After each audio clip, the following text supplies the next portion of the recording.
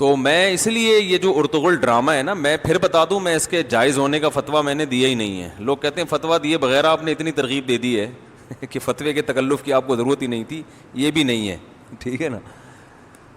تو میں اس لیے کہتا ہوں کہ بھائی جو لوگ وہ دیکھ رہے ہیں انڈین موویز, الٹی سیدھی چیزیں دیکھ رہے ہیں, ان کی سوچ کو ڈائیورٹ کرنے کے لیے, دیکھو ایک آدمی سے ہیروئن چھڑوانا چاہتے ہو تو سگریٹ پہ لے آؤ نا اس کو.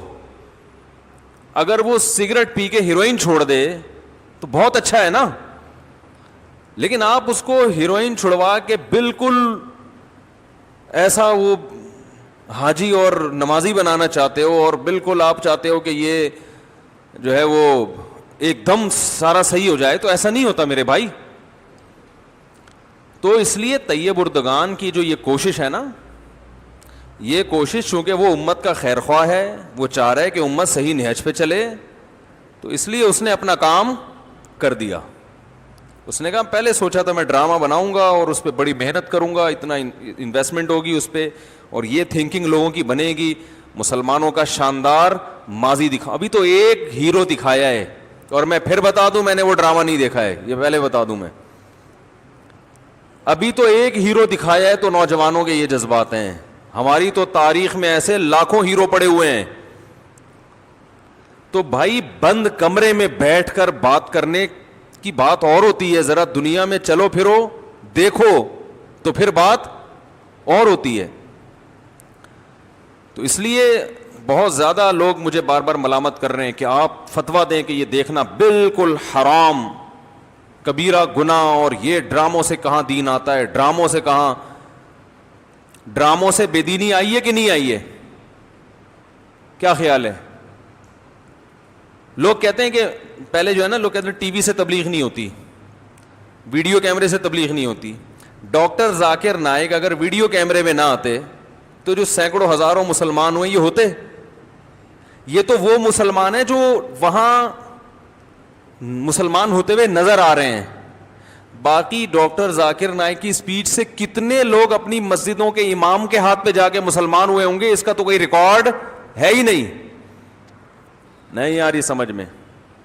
تو بھائی یہ سب جو میڈیا ہے نا, اچھی چیز کو پروموٹ کرو گے تو کیا پھیلے گا؟ خیر پھیلے گی. بری کو پروموٹ کرو گے تو کیا پھیلے گی؟ شر پھیلے گا.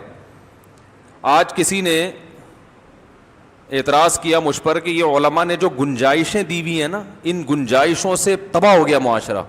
یعنی مجھے وہ کہہ رہے تھے کہ آپ فتویٰ دیں ہر یہ حرام, یہ بھی حرام, یہ بھی حرام, اور ان گنجائشوں سے بڑا نقصان. پھر انہوں نے ایک مثال دی کہ جب سعودی عرب میں نیا نیا ٹی وی آیا تو وہاں کے مفتی اعظم نے گنجائش کا فتویٰ دیا کہ ٹی وی پر اگر اچھا پروگرام دکھایا جائے تو جائز ہے. اس کا نقصان یہ ہوا کہ عرب کلچر تباہ ہو گیا. یہ ایک دلیل دی جاتی ہے کہ اگر وہ اس وقت فتویٰ دے دیتے بالکل حرام ہے, تو عرب میں آج جو بے حیائی پھیلی ہوئی ہے وہ بے حیائی بولو بھائی نہ ہوتی. یہ بہت مضبوط دلیل دی جاتی ہے. اس کا جواب سنیں. سعودی عرب کے وہ مفتی اعظم اگر اس وقت ٹی وی کے حرام ہونے کا فتویٰ دے دیتے نا, تو ٹی وی سے جو تھوڑی بہت خیر پھیلی ہے وہ بھی نہ پھیل. ٹی وی نے تو آنا ہی آنا تھا. ٹی وی تو بیوی کی طرح ہوتا ہے, شادی تو ہونی ہے نا. تو ٹیلی ویژن نے تو دنیا میں کسی فتوے کو فالو نہیں کرنا تھا, کیونکہ جو چیز بہت آسان ہوتی ہے نا, کسی بھی چیز کا ذریعہ ہوتی ہے, وہ لوگ اس کو لازمی استعمال کرتے ہیں. میں اور آسان کر کے مثال سے بات سمجھاتا ہوں. ہمارے یہاں جامعۃ الرشید میں چند سال پہلے علماء کا اجلاس ہوا کہ طلبہ موبائل کا استعمال کرنے سے پڑھائی میں کیا ہو رہا ہے, بولو بھائی, حرج. لگے رہتے ہیں یوں ٹک ٹک ٹھش پش, جو ہے نا, جو پہلے پڑھائی کا ذوق تھا وہ رہا نہیں.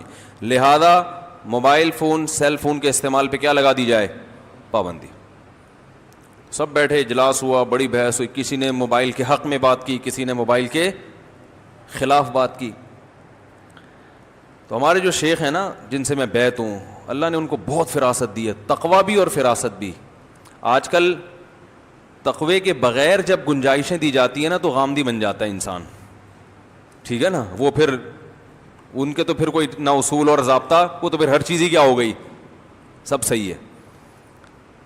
اور ایک ہوتا ہے پرہیزگار ہو انسان, اللہ کا خوف بھی ہو, اس کے بعد جہاں گنجائش نکل سکتی ہے وہ گنجائش دی جائے, اس کے نقصانات کے ساتھ ساتھ اس کے فائدے اور پلس مائنس کیا جائے, صرف نقصان نہیں دیکھا جائے, اس کے فائدے بھی, یہ بھی دیکھا جائے کہ کرنے میں نقصان زیادہ ہے یا اوائڈ کرنے میں نقصان زیادہ ہے.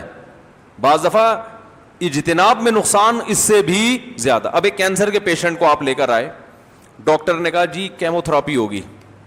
او بھائی کیمو تھراپی کے تو بڑے نقصان ہیں کہ نہیں ہے؟ اچھی بلی خوبصورت خاتون کیمو تھراپی کروانے کے بعد سب سے پہلے سر کے بال کیا ہو گیا؟ گنجے, ہڈیوں کا ڈھانچہ بن جاتی ہیں. اب آپ نے کہا یار یہ ڈاکٹر بڑے ظالم ہیں, کینسر کا مریض وہ تو ویسے ہی بیچارہ مریض تھا, کیمو تھراپی سے دیکھو فلاں کے سر گنجا ہو گیا, فلاں کو کیا ہو گیا, ایسے دورے پڑتے تھے, یہ ہوتا تھا وہ ہوتا تھا. اب اس کو تو فوکس کیا جا رہا ہے, لہذا کسی مفتی صاحب نے اٹھ کے کیمو تھراپی کے خلاف فتویٰ دے دیا کہ اسلام میں کیمو تھراپی کیا ہے؟ حرام. ارے بھائی اس پہ بھی تو دیکھو کہ یہ کینسر کی مریضہ کیمو تھراپی نہ کرواتی تو کیا ہوتا؟ ڈاکٹر جو کیمو تھراپی کا مشورہ دیتے ہیں مریض کو مارنے کے لیے نہیں بلکہ مریض کو بچانے کے لیے. آپ کو جو اس کے نقصانات نظر آ رہے ہیں نا, اصل میں وہ نقصان جو کیمو تھراپی نہ کرنے کے نتیجے میں ہوتے وہ آپ کو نظر آ نہیں رہے ہیں کیونکہ آپ نے دیکھے نہیں ہیں. وہ ڈاکٹر کو پتا ہے کہ تھوڑے دن میں ویسے ہی چیخے گا یہ, اور اس سے تو شاید زندگی بچ جائے, 50% چانس ہے, نہیں کروائی تو 100% چانس ہے مرنے کا. تو موبائل پر کیا ہو گیا بھائی, موبائل پر جو ہے نا بحث ہو رہی تھی کہ یہ پابندی لگائی جائے, تو ہمارے شیخ ہیں نا بہت اللہ نے فراست دی ان کو, انہوں نے سب کے تجزیہ سنا, سب کی جو مخالفت میں دلائل وہ بھی, موافقت میں دلائل وہ بھی. سننے کے بعد میرا بھی رجحان اس طرف تھا کہ پابندی لگنی چاہیے. انسان عقل مندوں میں بیٹھتا ہے نا تو تھوڑی سی کچھ عقل سیکھتا ہے وہاں سے, ٹھیک ہے. تو انہوں نے ایک بات کی, انہوں نے کہا دیکھیں اس قانون جب بھی بنایا جائے نا سب سے پہلی چیز اس میں یہ دیکھی جاتی ہے کہ اس قانون پر عمل ہوگا بھی کہ نہیں ہوگا. ایسے نہیں کہ جو بھی بنا کے تھوپ دو. انہوں نے کہا موبائل اپنی بات دوسروں تک پہنچانے کا اتنا آسان ذریعہ ہے, اتنا مفید ذریعہ ہے کہ اس زمانے میں اس پر پابندی لگانا پریکٹیکلی ممکن ہے ہی نہیں. مانیں گے نہیں طلبہ اس کو. ایک طالب علم کا ابا پشاور میں ہے, اسے کہیں اڑتی اڑتی خبر آتی ہے ابا کو اٹیک ہوا ہے, اللہ نہ کرے, ایک مثال ہے, وہ فوراً کہیں سے کوشش کرے گا میں کیا کروں. وہ خط تھوڑی لکھے گا بیٹھ کے کہ موبائل کے استعمال پہ پابندی ہے, لہذا میں کیا لکھ رہا ہوں, بخدمت جناب والد محترم امی نور چشمی, جو اردو میں ہوتے تھے نا, شادی کارڈ پڑھے ہیں یار مجھے اتنا بھی آدمی کو شادی کارڈ میں لکھا نور چشمی دخترے, تو بخدمت جناب والد محترم امید ہے آپ خیریت سے ہوں گے. اور اڑتی اڑتی اطلاع ملی ہے کہ آپ کو اٹیک ہوا ہے جس کی وجہ سے طبیعت پر ایک بوجھ ہے اور پڑھائی میں دل نہیں لگ رہا. میں یہ چاہتا ہوں کہ آن جناب کی خیریت کا مجھے پتہ چل جائے تاکہ میں دل جمی سے پڑھائی میں دل لگا سکوں. آپ کے جواب کا منتظر وسیم کباڑیا. کچھ بھی لکھ دو نیچے. اب وہ خط جا رہا ہے کہاں, موبائل پر کیا ہے, پابندی ہے, ٹھیک ہے نا. اب وہ خط جا رہا ہے جناب, پہلے جائے گا پوسٹ آفس ہی بند ہوگا. پہلے تو مسئلہ کیا ہوگا, پوسٹ آفس وہ تو جب ضرورت تھی اس وقت نہیں کھلتے تھے, اب تو لوگ ویسے ہی موبائل استعمال کر رہے ہیں, وہ ویسے ہی بند ہے. پھر وہ ڈاک خانے میں گیا اور اس وقت تک جو اس کے طبیعت جو پریشان رہے گی نا وہ نہیں مانے گا یہ پابندی. آپ کہہ سکتے ہیں ایسی شدید مجبوری میں محتمم سے اجازت لی جائے, مدرسے کے ناظم سے, اور اجازت لے کے پھر جو ہے وہ یعنی خاص صورتوں میں, تو محتمم کے لیے یہ فرق کرنے میں کتنا ٹائم لگے گا کہ یہ پرمیشن جو لے رہا ہے یہ واقعی ہے یا ڈرامہ کر رہا ہے. جیسے بچے تو بہانے بناتے ہیں نا, میری دادی کا انتقال ہو گیا اس لیے نہیں آیا, فون کرو تو دادی فون ریسیو کر رہی ہوتی ہیں. تو محتمم کو کتنا ٹائم لگے گا یہ دیکھنے کے لیے کہ یہ ہے بھی سچ بول رہا ہے کہ کیا بول رہا ہے, جھوٹ بول رہا ہے. پھر ایک نہیں ہے, سینکڑوں ہزاروں طلبہ ہیں, ہر ایک کے بہت مشکل ہے اس کو قابو پانا.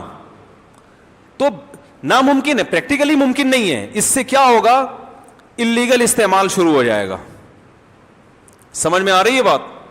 اور اللیگل استعمال سے کیا ہوگا کہ جب طلبہ ایک قانون توڑیں گے تو باقی قوانین کی ویلیو بھی ان کی نظر میں ختم ہو جائے گی.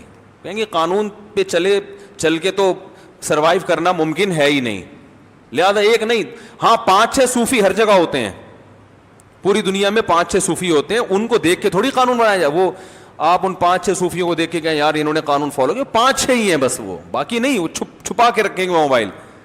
تو بہتر نہیں ہے بھائی موبائل کو استعمال کرنے کی اجازت دی جائے اور ایک محدود پابندی لگا دی, بھائی عصر سے مغرب تک موبائل استعمال کرنے کی اجازت, یا بہت زیادہ پابندی لگانی, بھائی اینڈرائڈ موبائل رکھنے کی اجازت نہیں ہے, ٹھیک ہے نا, یہ کہا جا سکتا ہے. اور اگر آپ دیکھ رہے ہیں معاملہ اینڈرائڈ موبائل میں بھی واٹس ایپ ہے, وہ فری میں کال ہو جاتی ہے اس سے. تو خلاصہ یہ کہ یہ جو ہے نا کہ بھائی بالکل پابندی لگا دو, یہ پریکٹیکلی ممکن نہیں ہے. ایک صاحب نے اپنی بیوی پہ موبائل پہ پابندی لگا دی. میں مانتا ہوں کہ گھروں میں خواتین کے پاس موبائل نہیں ہونا چاہیے, اس کے بڑے فسادات ہیں, لیکن پھر پورے خاندان میں کسی کے پاس نہیں ہونا چاہیے, صحیح ہے نا. اگر آپ کوئی ایسی خاندانی کوئی ایسی پابندی لگا سکتے ہو کہ آپ کے جیسے ایک خاتون مجھ سے مسئلہ پوچھا کرتی تھی, ان کی شادی ہو گئی, شادی کے بعد 1.5 سال ہو گیا, ان کا کبھی فون نہیں آیا. پھر ایک دن فون آیا, انہوں نے کہا میں آپ سے مسائل پوچھتی تھی. میں نے کہا جی. انہوں نے کہا اصل میں ہمارے خاندان میں جہاں میں میرا سسرال ہے وہاں لڑکیوں پر موبائل پر کیا ہے, پابندی ہے, تو ہم موبائل استعمال نہیں کر سکتے. تو آج میں نے اپنے ہسبینڈ سے پرمیشن لے کے آپ کو کال کی ہے. تو انہوں نے مجھے کہا کہ آپ میرے شوہر سے سفارش کر دیں کہ بھائی مجھے موبائل رکھنے دیں. میں نے کہا نہیں, میں یہ سفارش بولو بھائی نہیں. میں نے کہا بہت اچھا خاندان ہے, کسی خاتون کے ہاتھ میں موبائل نہیں ہے, اچھی ہنسی خوشی زندگی گزر رہی ہے, اپنا نماز روزہ تلاوت. تو انہوں نے کہا مسائل کیسے پوچھوں؟ میں نے کہا اپنے میاں کو بولیں وہ فون کر کے پوچھ لیں گے. یہ مسجد کے مسائل کا پوچھنا اتنا ضروری نہیں ہے, لیکن اگر آپ کے خاندان کی یہ پرمپرا ہے تو یہ بڑی خاندانی پرمپرا ہے. موبائل کے فسادات بہت زیادہ ہیں, لیکن ایسا نہیں ہو سکتا بھائی آپ کی بھابھیوں کے پاس ہے اور آپ نے بیگم پہ پابندی لگا دی. یہ ممکن کیا ہو گیا؟ صحیح کہہ رہا ہوں نا؟ ایسے کالز آتی ہیں, خاتون کہہ رہی ہے مجھے میرے شوہر نے موبائل کے استعمال رکھنے پر پابندی لگائی بھی ہے, لیکن میرے شوہر کی ہر بہن کے پاس ہے. تو یہ تو آپ بغاوت پہ مجبور کر رہے ہیں نا. وہ کہے گی بھائی ہمیں نقصان ہو رہا ہے, ان کو نہیں ہو رہا.